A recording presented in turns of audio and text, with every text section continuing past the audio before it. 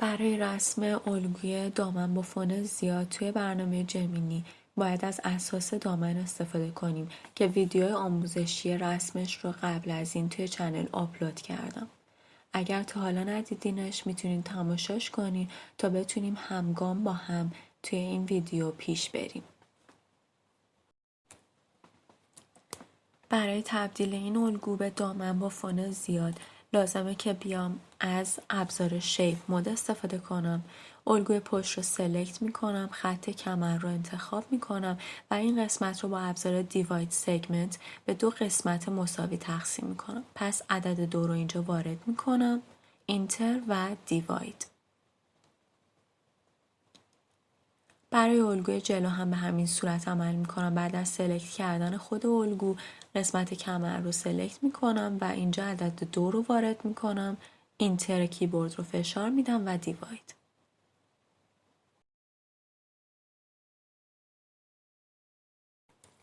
با توجه به اندازه هایی که توی ویدیوهای قبلی در نظر گرفته بودیم اختلاف خط کمر و باسنم شده بود 15 سانتی متر که از این 15 سانتی متر نصفش رو یعنی 7.5 سانت رو از درز پهلو رفتیم به داخل و حالا 7.5 سانتی متر دیگه باقی مونده که این 7 سانت و نیم رو به عنوان پنس در نظر میگیریم و بعد اون پنس رو تبدیل به فون دامن میکنیم.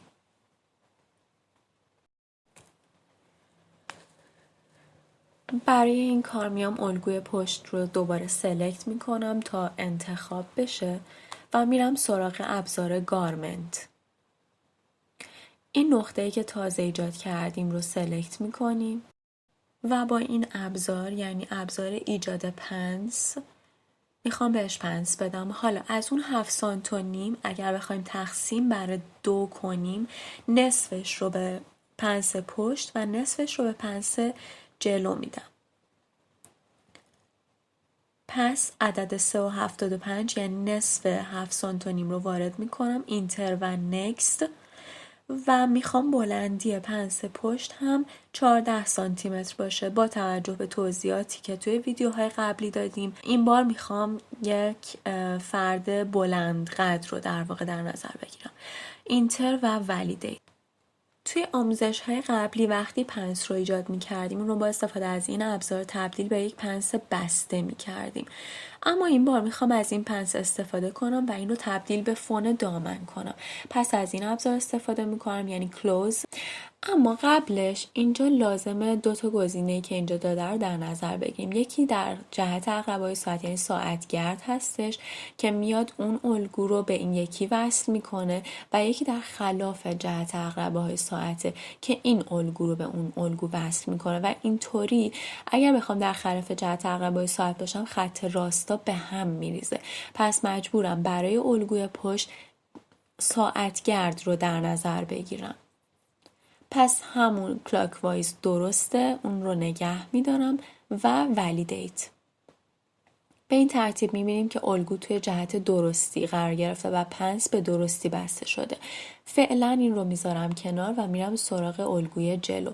با استفاده از ابزار گارمنت این نقطه رو سلکت میکنم، ایجاد پنس رو انتخاب میکنم و اون 3 سانت و 75 که باقی مونده رو به الگوی جلو میدم، اینتر و نکست.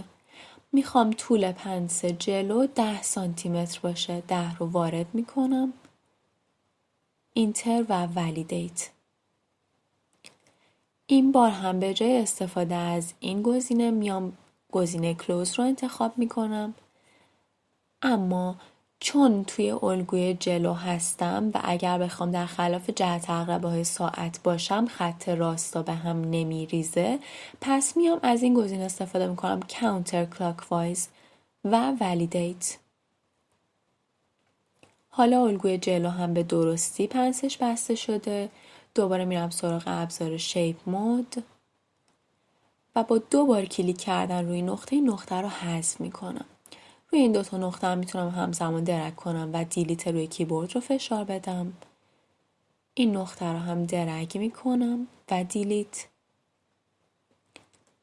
این نقطه رو هم میتونم با 2 بار کلیک کردن به راحتی پاکش کنم و این نقطه و همچنین این نقاط.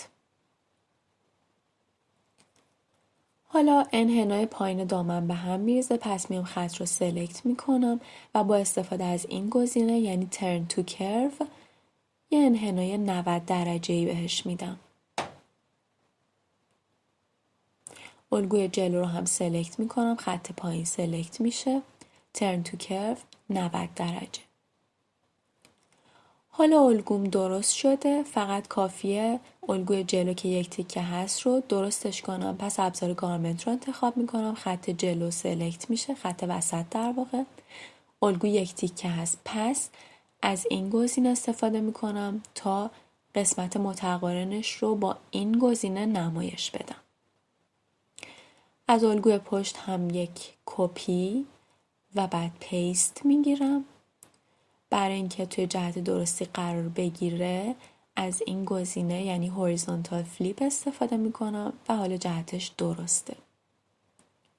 به این ترتیب الگوی پشت و جلو ایجاد شده و ما یه دامن با فونه زیاد داریم. این گزینه ها رو میتونم فعال کنم تا به الگوهام حق دوخت بدم. لازمه که بدونیم توی الگو سازی برای پایین دامن مقدار حق دوختی که در نظر میگیرن 4 سانتی متره، برای درز پهلو 2 سانتی متر و برای این خط وسط پشت 3 سانتی متر چون زیپ میخوره. من دیگه اینها رو ادیت نمی کنم، اما ویدیوی آموزشی ادیت حق دوخت توی چنل هست، میتونین به این سراغش. سابسکرایب و لایک و شیر و کامنت یادتون نره. مرسی.